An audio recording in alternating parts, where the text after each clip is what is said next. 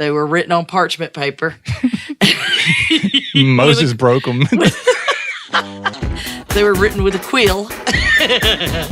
You're listening to the Help Me with HIPAA podcast, where HIPAA and humor collide to make learning fun. Your delightful hosts are Donna Grindle and David Sims. Relax, HIPAA help is on the way. Of all the questions that you've ever had in your lifetime, did you think that why do we need HIPAA would be one of the biggest questions that you would be searching for the answer for? No.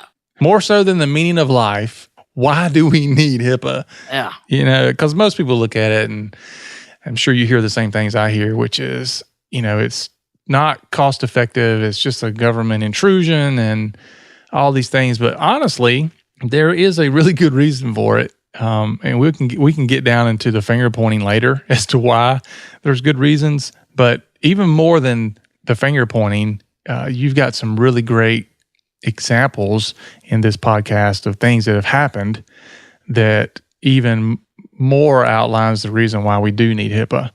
So what are your takes on why we need HIPAA? Puppy monkey baby. Say no more. Right there is why, because you should be able to. That should never see the light of day. Puppy monkey baby. The bad thing about it is they did that commercial so that, obviously you want a commercial to be able to grab people's attention and everything. But the problem was it grabbed my attention so much that I didn't even know what they were advertising. Yeah. I had to, the second time I got it, but I guess that's the point. Yeah, I had to go back and look it up on YouTube to find out what in the world was the commercial even about, because I was too busy staring at this thing that was running around licking people's faces and Well, it was probably the best thing for a Carolina fan to see that whole game. So yeah, since you plugged it all season long, I had to. Yeah. I mean, the cheerleaders were only people getting in the end zone. Oh, bump. All right, so why do we need HIPAA? Boy, that's a hard place to go from where we were. But the biggest thing that I always try to get people to understand is your healthcare data. You have a right to keep that, things private. And there's a reason people always talk about doctor-patient confidentiality. And some things you should keep private. That's right. You don't need to share. You don't need to share it. And, I should decide who I tell and what I tell about a private medical issue. And, you're supposed to be able to tell your doctor things that, you wouldn't tell anybody else, not even your spouse sometimes. You don't just feel comfortable even telling your doctor, but it's the only person you can go, there's a thing coming out of a place that I am really not sure about. But you've had that conversation. Well, what is that? Oh my God. Is that supposed to be there? Yeah. Can you see that? But once, when you've been together for a long time, you get to that point where it's not a big deal, but there's still things that you really need to be in a good place. And that's why if you don't have a doctor you feel comfortable with, you really should find one, because that's the only way you're going to get proper care. If you don't like their bedside manner, and we've heard for years about there's not really a class that teaches proper bedside manner, but find one that you are, because it's very important for you to be able to open up and be honest, and especially if it's your mental health provider or, something that you really, you don't want people to know, but you need to be treated because it's going to get out of control if you don't deal with it. Mm-hmm. So you really should feel comfortable doing that. And then, of course, we've all been into the doctor's office when you go to see and they give you the medical history form.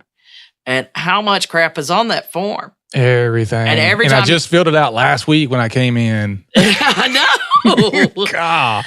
Yeah. I feel like just making a photocopy. Changed. As your family make a photocopy of it, and every time I go in, just hand it to them here. Yeah, well, that's it. And again, to my point, that you're not thinking about what you're telling your doctor, because things do change, and most of the time they're just going to ask you to review it and stuff today. But nonetheless, there's so much information on there, but you need it on there. You need to know, it's one of the things. I had my tonsils out when I was 6, but I want my doctor to know that, because if they show up again, there's an issue. Don't look in there and go, oh, tonsils. People have them. I did not have them for a long, long time. I was 6. And if they're back now, they're probably going to cause me problems again. But genetics and all of these things that we know about now, if you don't share it with your doctor, then, you're not going to get good care. And, I guess even hypochondriacs, because then they can diagnose you as a hypochondriac. And I made a note to remember and I'm sure this college friend is not ever going to listen to this podcast for many reasons, but I always, who is it? Nobody, but I always used to joke with her and give her a hard time, because she was one of those people. And I always used to say to her, that, I'm expecting any day now you're going to come in and tell me about your prostate problems. So even then, having a frank conversation with your doctor is key, but that means that there's a bunch of information about you, and it's the most complete record there exists, really.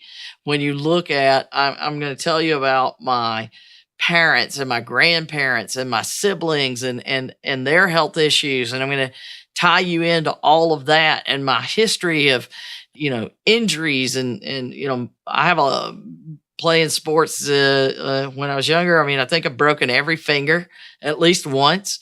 And so those records can get cluttered. I'm sure they're gone now, but they were written on parchment paper. Moses broke them.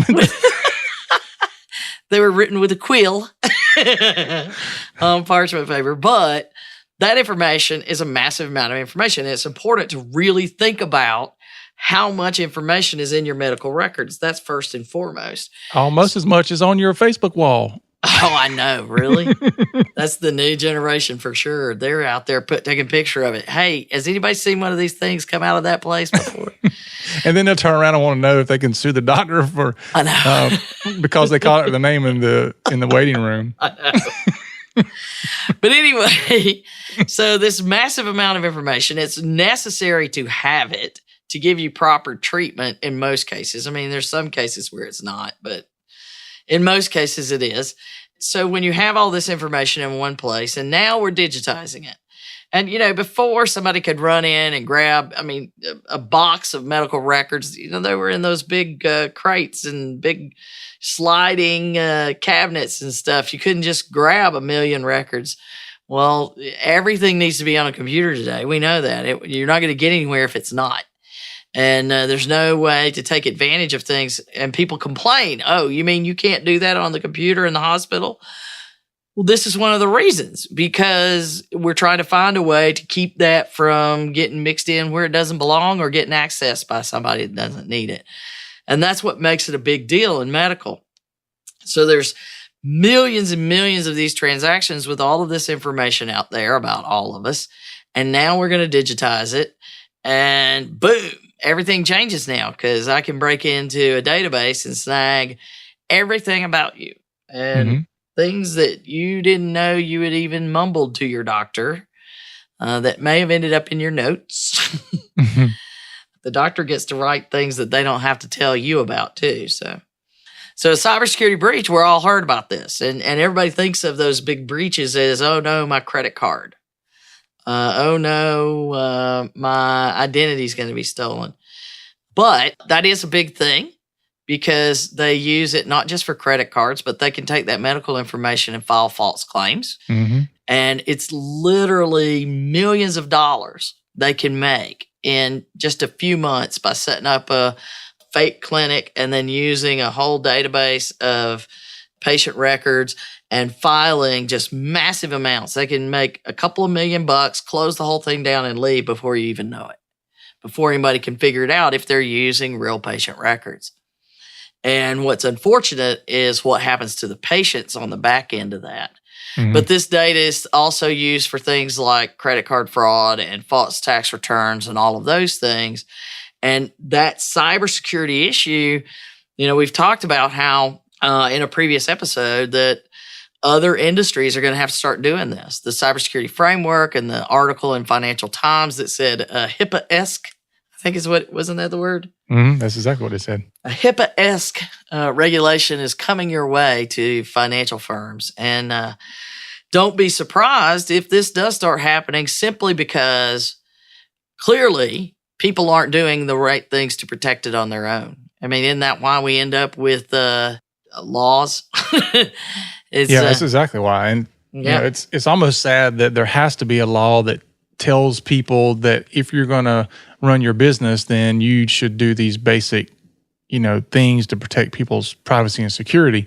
You really shouldn't have to have a law for that, but unfortunately, you do have to have one. Right, because people never looked at it that way before, and businesses haven't been built that way before. And even now, people are ramping up these businesses, and you say, well, tell me about your technology plan and your security plan. And I don't care what kind of business it is.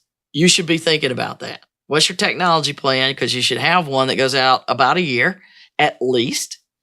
And what's your security plan to protect all the information you're going to collect? It's not somebody else's responsibility. It's yours. So it doesn't matter what business it is. We should be worried about that because of the cybersecurity issues. Yeah. And, we've ranted about it many times. It can't be an afterthought any longer. And I think that's what we've been seeing is that once you've got everything else done, then you say, okay, now let's look at, do we have anything in the budget for security, cybersecurity or IT or whatever? And so it gets pushed all the way down to the bottom or sometimes not even addressed at all.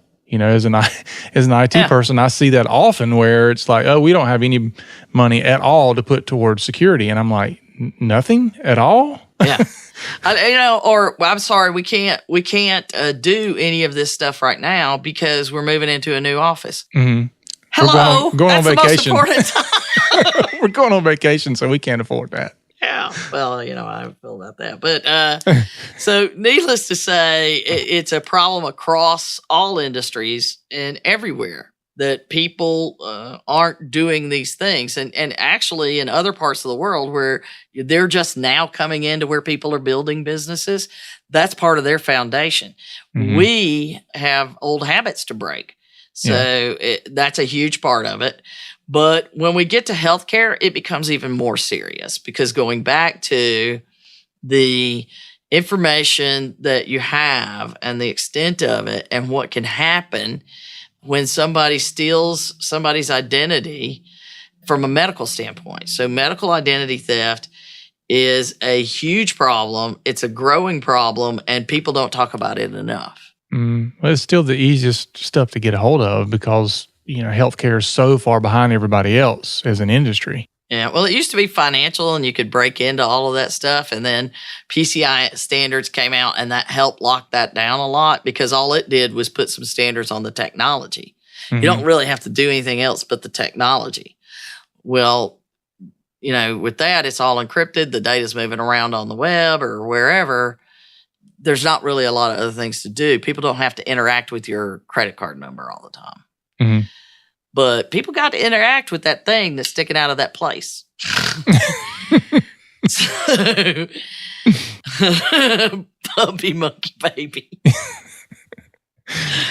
Oh, the legs on that thing. So anyway, when you have a medical identity theft, so here's a few quick issues here, examples. These are real examples. We've got links to share with you. It'll be on the website. Don't forget to go to the website, which we didn't start with saying, please share us, tweet us, review us.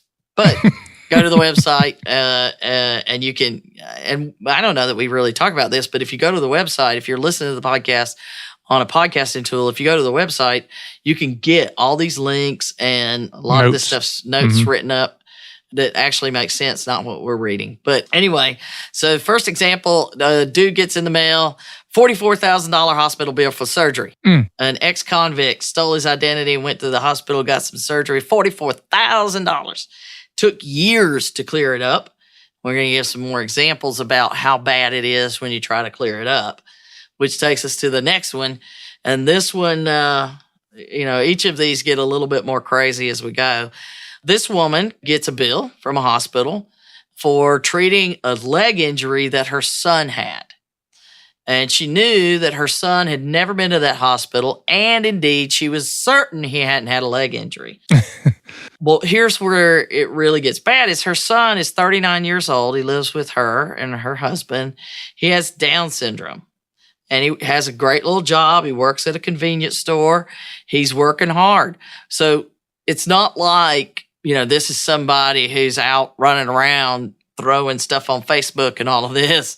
So, and they, by the way, I don't think they ever found out how they got his stuff, but now somebody has had a leg injury. They've gone and gotten treatment. She even goes so far as to take her son to the hospital people and say, look, his leg's fine. This didn't happen. And, she started going round and round with him, trying to make sure that she doesn't have to pay these bills. And they finally said, okay, well, we'll back off. And then she gets a bill from the radiologist because you know how many pieces and parts are in healthcare. Mm-hmm. So even though the hospital cleared it up, the radiologist didn't know that. So then she had to deal with the radiologist. She gets that cleared up. Then the ER doctors are trying to get it done. Then the hospital, another department sends her a bill. And by the way, her son's medical records now say he has a drug allergy and a leg injury he never had. And they're having trouble being sure that it's all cleared up. And clearly, we're not talking about simple things that just anybody can straighten out. So it becomes this vicious cycle, which then gets a little bit worse here when we talk about, and this goes back to 2006. So this has been going on a while, and this could be so much worse now, which is scary that it could be, but it could be. In 2006, this woman gets a call. I think I've talked about this one before because I find it horrifying. She gets a call from social services to show up there. We're ready to serve papers, and we're going to take your children away because you left a baby that's tested positive for methamphetamines at the hospital. You gave birth and left this baby here. Mm-hmm. And we have records that show you have 2 other children. Clearly, they need to be removed. So she's like, okay, number one, I would be certain to know if I had given birth. And I assure you, I have not given birth.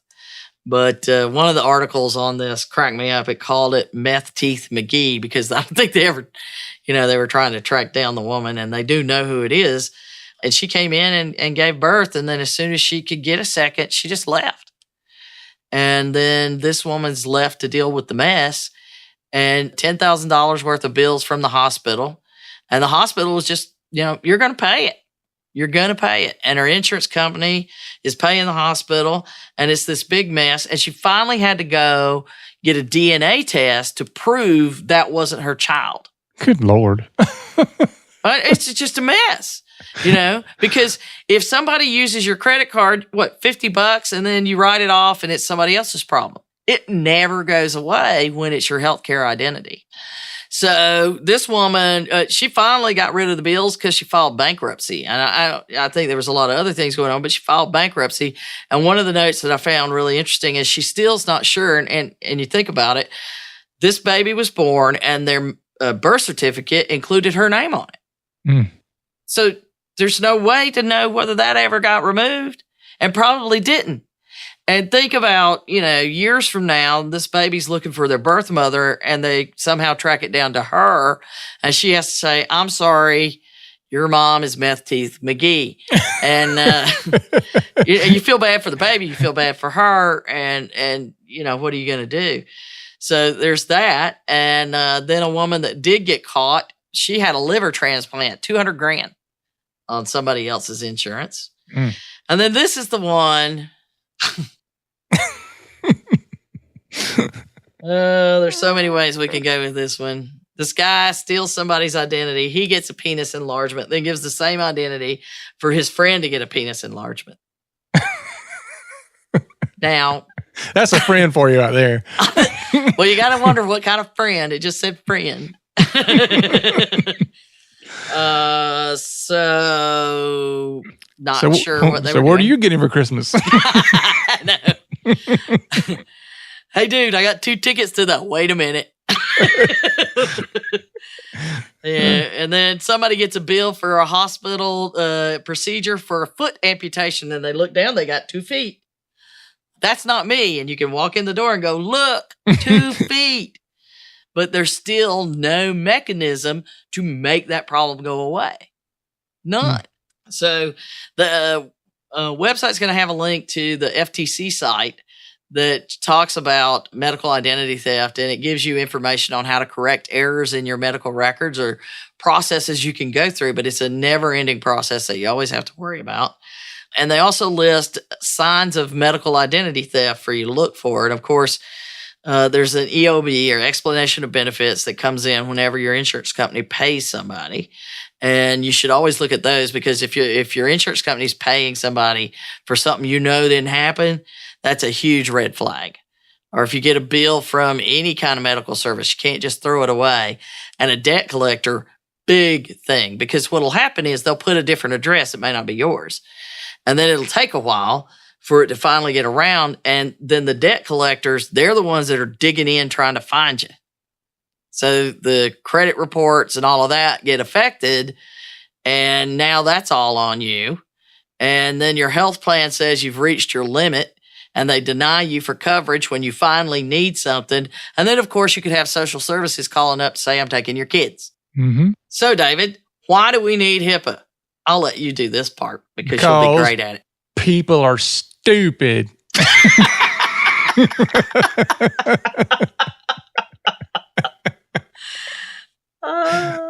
That has to be the number one reason. Yeah, it is. People are stupid. They're mean. People are mean. They're criminals, and they're careless, which is probably the number one reason that we deal with it. It's just a careless thing. Well, it's we talk about, our training episode talks about you've got to drill it into them. That could help stopping some of the careless stuff. If you drill it into them and you have the proper safeguards in place, then that would probably let you mitigate what the criminals can do. Mm-hmm. Right? But stupid and mean, they always say, you can't fix stupid. Can't fix stupid. And you can't fix me. What you have to do then is have a plan in place. And people always say it's not going to happen to me. It's just not going to happen. Yeah, I call that a syndrome. I call that the it won't happen to me syndrome. We're going to have to come up with a better name than that. That's kind of dull. No, it's not. Sorry. Didn't mean to offend. All right, so we'll call it the Donna syndrome. Ah! Yuck, yuck, yuck, yuck, yuck. All right, so we all know without laws, that's what we talked about earlier. If we don't have laws and we don't have rules in place, people don't do what you need them to do. I had a great mentor that taught me that you have to manage at the lowest level. So you've got to look at what's the lowest level you'll accept, and all of your rules and everything have to start there. That's why a lot of people say HIPAA is not enough. Because if you start at the lowest level you'll allow, then that's where everything below that has to be raised up or removed. You follow me at all? I am. I'm trying to see where you're going. So when we look at HIPAA, without the rules that are in HIPAA to say this is the bottom, this is the main, if you can at least do this, then you don't need to be in healthcare, you don't need to be in charge of people in healthcare, and you certainly don't need access to this information. Okay. I agree with that. So that's why we need HIPAA, is to define where that line is, to try to protect people, to protect their financial and their families. I mean, your business, all of these things, because people are stupid, mean, criminals, and careless. And people are going to make mistakes. That's different. That's outside there. Yeah, we have HIPAA, and you have things just happen. But it was somebody that actually feels remorseful and panics and is upset and does the right thing when they make a mistake. That's different. Mm-hmm. So, HIPAA defines that you've made that mistake. And all the other people, well, here we go with some examples of really, really, really why you have to have something to have a recourse, a bottom line that says, no, you shouldn't be doing this. So these are examples of stupid, mean, criminal, and careless. Exactly. So let's start with stupid. Yeah. They're stupid, mean, criminal, and careless. Yeah. Yep. That all meets it. So stupid. Why don't you share that one? Because you love saying it out loud. When you first read it, you blurted it out how awesome it was. Well, I just like pronouncing it stupid.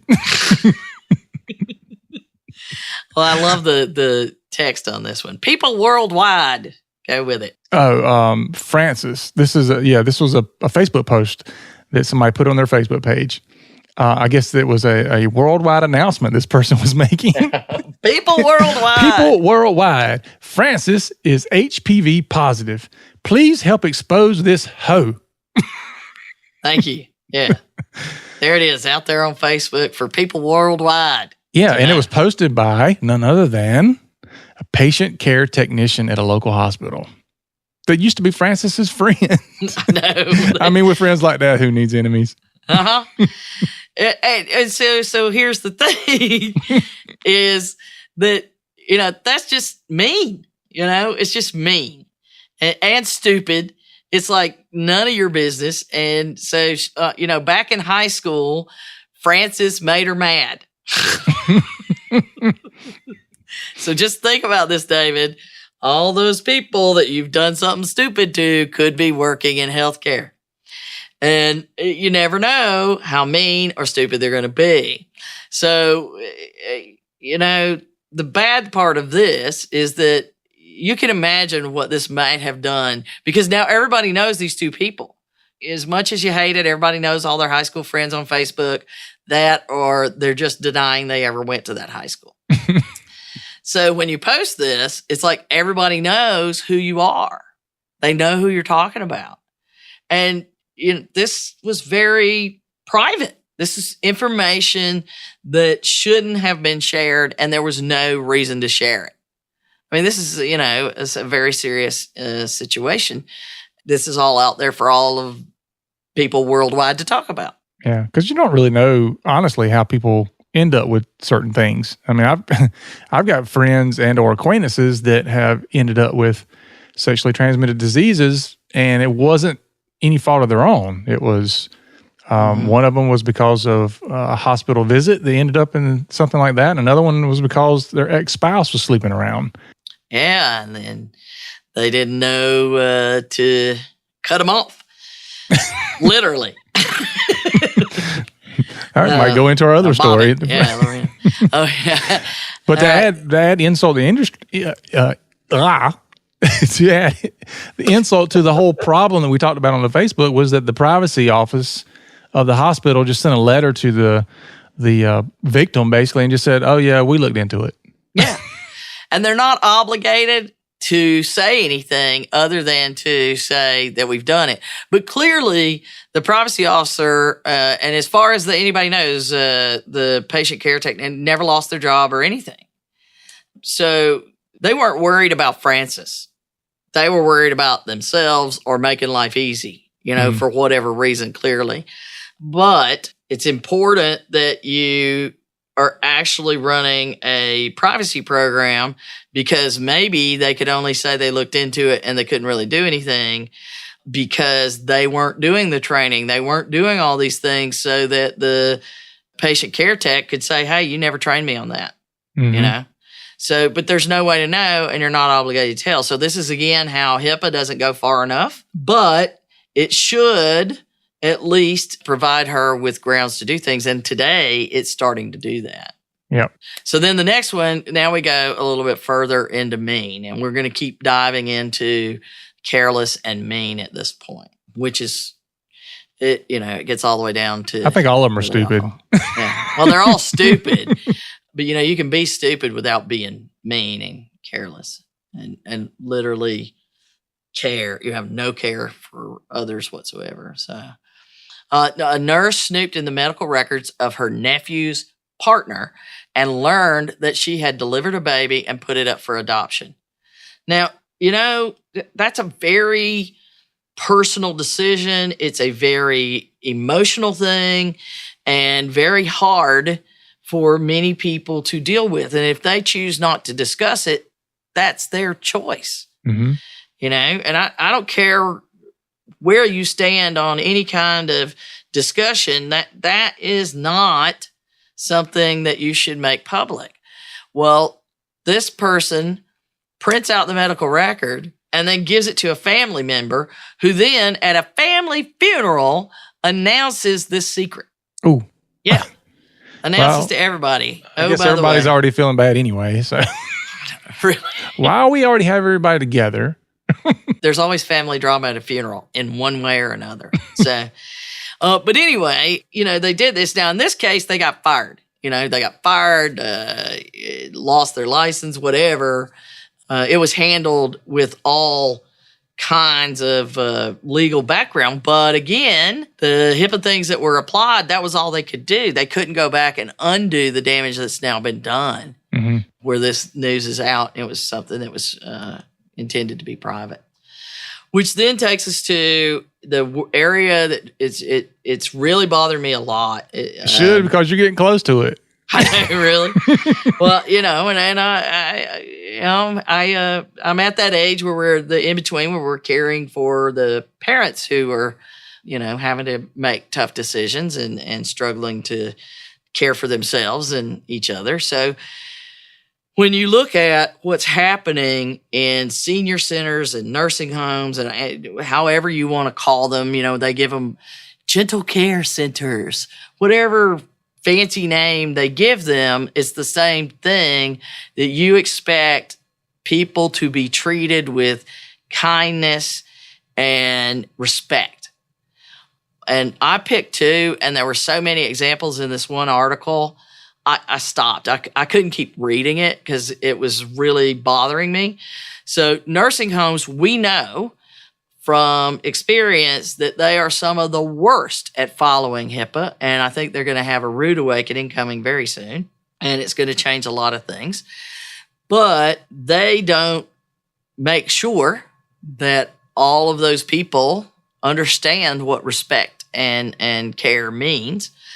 And there's tons of issues, and frequently it involves these younger people given the jobs of just cleaning up and those kind of things. So one person sent a Snapchat video of a resident sitting on a portable toilet beside a bed with her pants below her knees while she was laughing and singing. Okay, well, that was really funny to the kid. Mm-hmm. But would you want that for your grandmother? Mm-mm. No. No, you sent me one of you like that, and I had to delete it. Yeah, that was one night, though. I'm going to Vegas soon. Can't wait to see what you get from there. Oh, yeah. Nice. You know, they say what happens there can stay there. Yeah, except for the people that just got arrested. You know, they have that big Ferris wheel there now. Uh-huh. It's all glass Ferris wheel that gives you these great views of Vegas. Apparently some people that their little thing they were in, it's all glass, and theirs gets down to the bottom and opens up, and they're there to arrest them because they were having sex at the top. And it was all glass. And they're like, well, what stays in Vegas is clearly out for everybody. So anyhow, I digress. But then the other one that we had is that a video was posted on the internet and sent out to employees or whatever.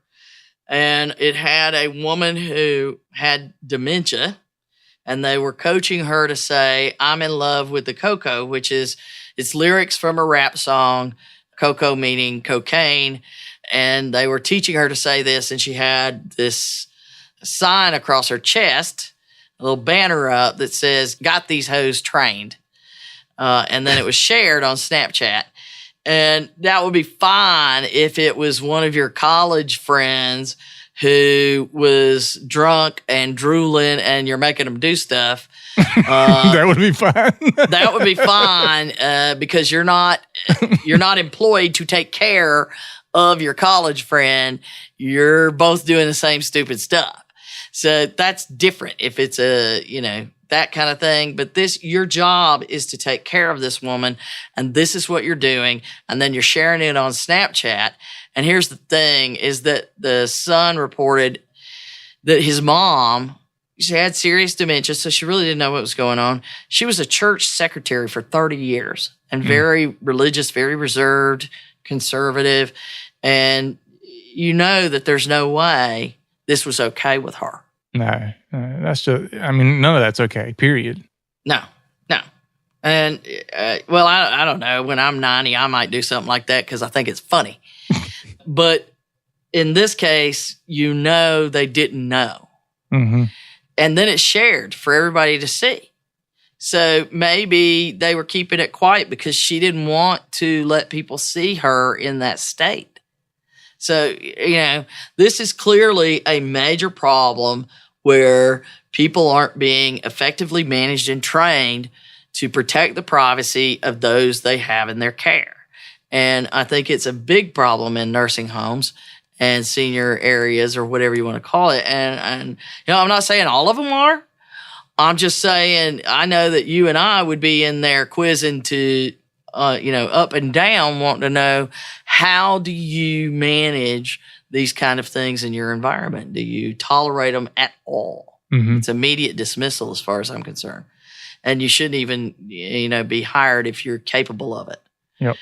So, but anyway, I think that's plenty of reasons that we need HIPAA because clearly those are below the line and we're not enforcing even the line that's there. And I believe the line should be higher.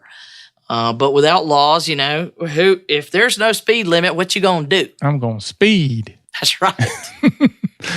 Yep. So even though HIPAA didn't stop these stupids from doing things, imagine what it would be like if HIPAA were not there. Well, and at least gives you the ability to say, those are grounds for immediate dismissal. Mm-hmm. If I've done my job and trained you and let you know this law applies to you and this is what it means, and if you violate this to this level, if it's this level of offense, you're gone. I can fire you right away.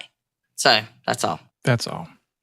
Well, for those of you who need some training on HIPAA, we now have, thanks to tons of people asking, we now have training courses that we've built that are right on our website. So you can visit our website at helpmewithhipaa.com, click on courses, and there are courses there for business associates, covered entities, and also IT professionals. So you can pick those courses up there. They are just cram-packed full of information. I will venture to say they are the best courses on the internet. They're not 30-minute courses. They're pretty comprehensive. Even though they're basic, they're very comprehensive courses, and they're priced at a mere $47, which is even cheaper than some of them I've seen on the internet for the amount of information you get. So check those out. And also remember to go over to iTunes and rate the podcast. We appreciate every single one of you that rate. And visit us on the internet at helpmewithhipaa.com. You can leave a message right on our website, and we may feature that in a future podcast. And as always, just as we learned today, HIPAA is not about compliance. It is about patient care. Have a great day. You've been listening to the Help Me with HIPAA podcast, hosted by Donna Grindle and David Sims. The show created to help you with HIPAA. For more information or to ask us a question, visit our website at helpmewithhipaa.com. Neither Donna Grindle or David Sims are attorneys, and they do not offer binding legal advice concerning regulatory compliance. The information in this podcast should not be relied upon or construed as legal advice in any way. Consult your attorney for legal advice concerning compliance with HIPAA regulations.